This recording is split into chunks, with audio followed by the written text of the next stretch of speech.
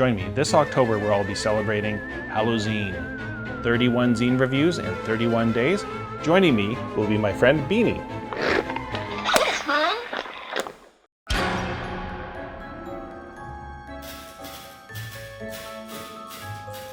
Welcome to another edition of Halloween. With me, as always, is Beanie. Hey, Beanie.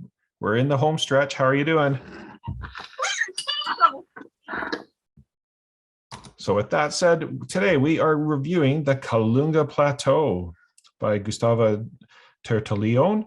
And Gustavo is one of the many talented Brazilian designers that has been making really good inroads into the OSR. And this is an OSE adventure. So for those that are not familiar with the OSE, it stands for Old School Essentials, Advanced Fantasy. Here's my player's tome.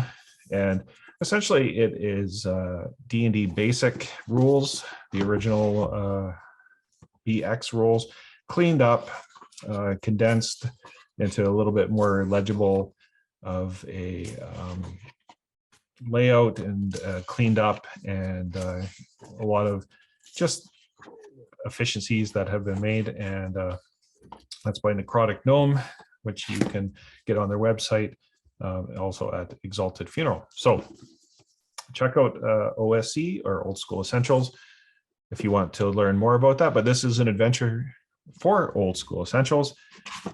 And let's see what the Kalunga Plateau is. First of all, love the color, love the vision of it. Kind of blends in with the background here.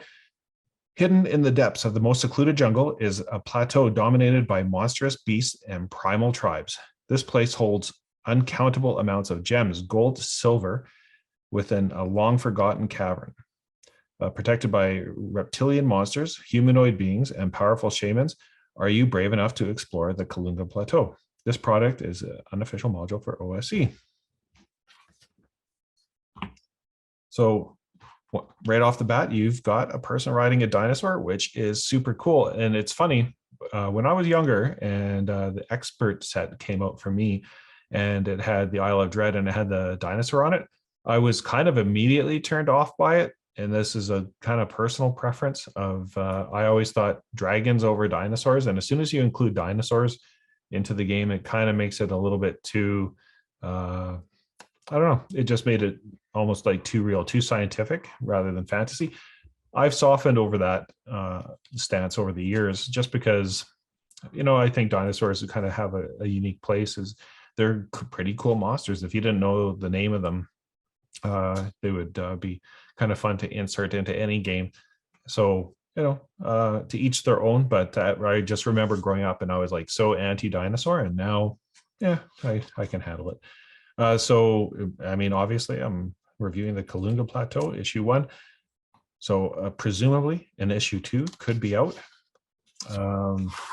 Let's see who made this. So Pitch Black Lair is the other publishing company's name involved in this. Gustavo Tertullion is the writer. Alan R. Warden for Africa, and Samuel De Angelis Cordelina for the typography. Hideko Anno, Steven Spielberg, Michael Crichton, Helena Blavatsky, Arthur Conan Doyle for inspiration. And then there's some art of Hari Jean, Lucas Matos, Salvatera, who we've also previously featured some of their work in Halloween for Hexa League, and layout by Gustavo himself. And if I messed up any pronunciations, well, it wouldn't surprise me if I did. So my apologies. Here's the summary and the table of contents. So you've got the plateau, the setting, character, tribal character classes, shaman invocations, invocation descriptions, gear, weapons. Okay, so here is a long description of the Kalunga Plateau. Some of it is repeated from the back. It talks about the lands of the south. It talks about the highlands of the plateau and the huge geographic territory of the plateau. And the beasts are not the only beings populating the plateau. There are other dangers that are afoot. here's a D66 table that are some rumors. I mean, just as a breaking up a couple tables, so you can see there's probably space here to stick that table on 2 pages, but whatever. That's sometimes the way it goes when you're in layout. You get stuck with situations and you just work through it. So let's go rumor 62. 62 is one way to reach the plateau is by navigating through the river that runs through its canyon. And there is a truth note about that. So obviously you wouldn't want to tell your players, and players, if you are watching, spoiler alert, a belated spoiler alert. So here's the setting. We've got the ancient empire. Thousands of years ago, an alien civilization settled in the region where the plateau is located nowadays. The civilization started to study the traits of our world, founded a city, and developed a small society of scientists. So that's the ancient empire. Now we have the ruins of the ancient empire, which are all over the plateau. Pieces of concrete and metal left from alien buildings are now completely taken by vegetation.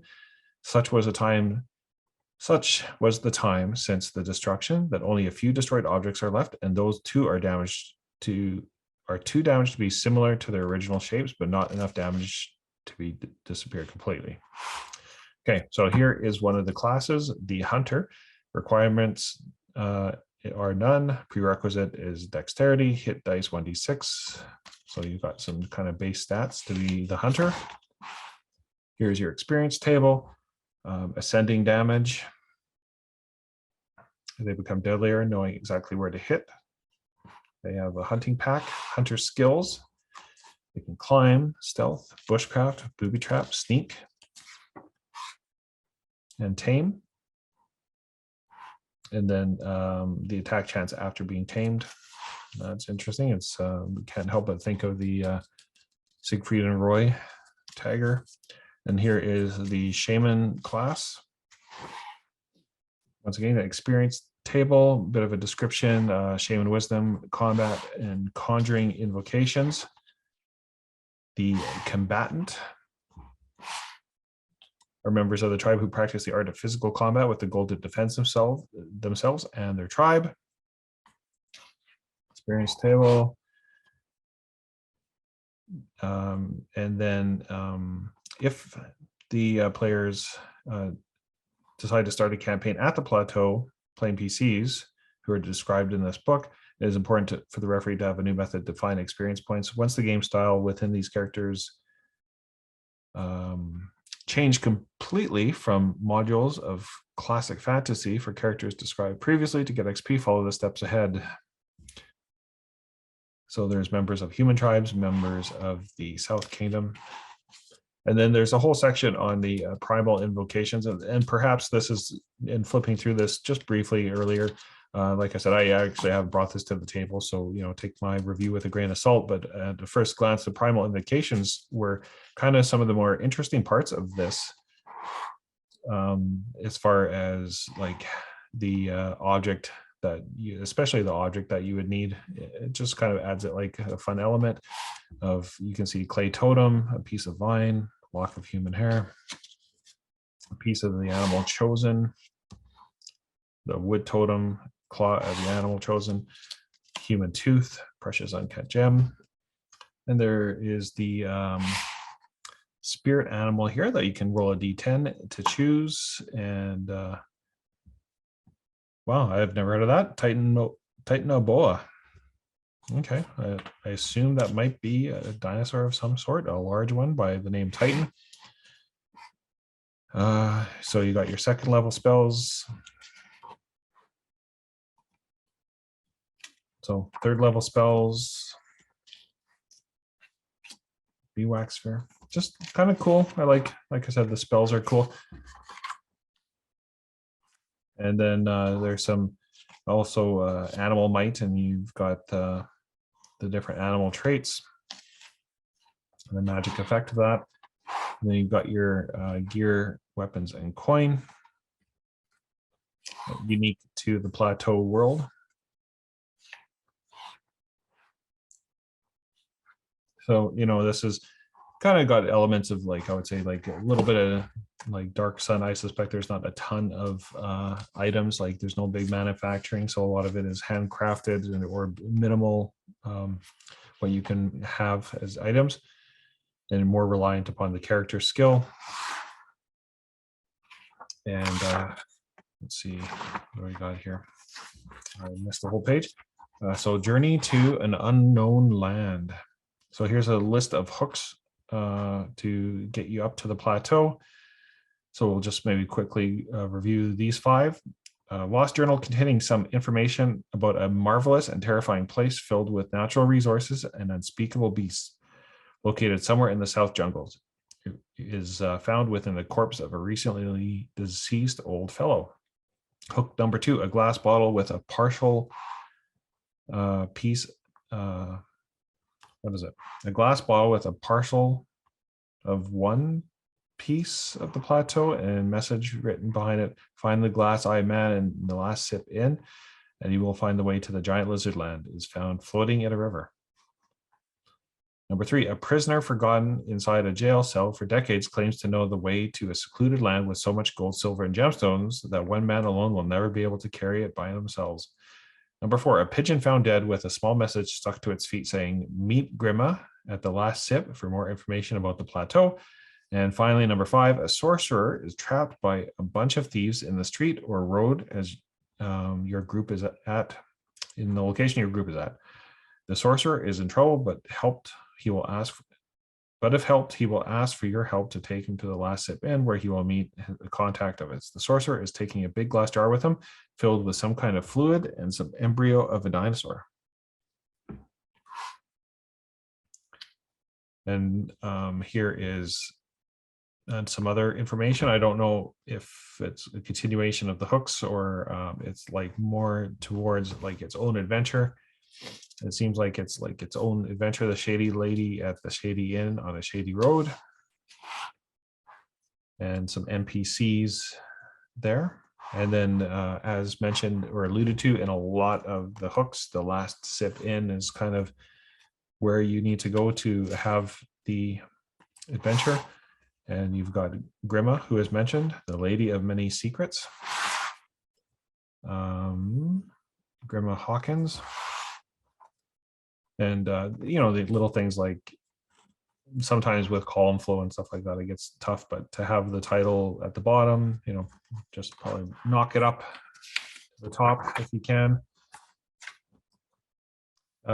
Following the Bone Road, climbing, so going through the jungle, and then some encounters, and there's a D6 table for random encounters. Skip the page again. Dry winter hands, I suppose. The Red Bone Tribe, Prit and the tribe. So Prit is a young man of a member of that tribe. The Cave of Pain.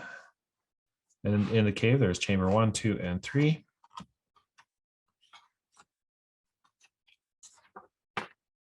Chamber 4 and 5. Would have been perhaps nice to have even a kind of a little bit of a map for the cave. And then coming back. The journey to retrieve the pink diamond is a tough one. So it is difficult that no one have ever thrived. By returning it with the Red Bone Tribe, the PCs will ultimately be seen as trustworthy folks because they could have given up at any time, but decided to keep on their quest. And not just that, but also brought it back to the Hazda. Okay, a message here from the author, where he mentions the Kalunga Plateau was an idea had 2 years ago while reading OSC for the first time. A few months after that, started to put the ideas on paper, writing it. And I always like these kind of like personal notes of inspiration, because as I've mentioned many times, God knows there is zero money to be made in independent tabletop role-playing games. And that's partly why I really wanted to do Hello Zine, is to kind of draw some attention to some of these games. And you know, by all accounts, like all the games that have been published by Exalted Funeral are among the more successful ones. And I'm sure there are many smaller zine creators that would really appreciate you delving in there and looking beyond just what's kind of evident. But it's it's, as I mentioned in previous videos I've created, is tabletop role-playing games are not just a needle in the haystack anymore. They are a needle in the needle stack. There's a lot of good content out there, and trying to find some, or if you're an independent designer, to rise above that all and be found, it's difficult. So hopefully the Hello Zine shed some light into the indie space. That was always kind of my hope as I did this throughout the month, is to highlight some of the smaller creators. And when I say smaller, there's probably even other ones that probably could use a bit of a signal boost. So be sure to follow them. All the links in the description below have their links to their games and their social media as much as I can find.